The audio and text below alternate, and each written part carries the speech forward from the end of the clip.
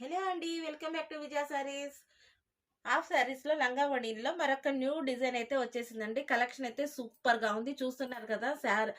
మొత్తం లంగా మొత్తం కూడా ఒరిజినల్ స్పేస్ సిల్క్ అండి. బోర్డర్‌లో కూడా అస్సలు హైలైట్ అన్నమాట.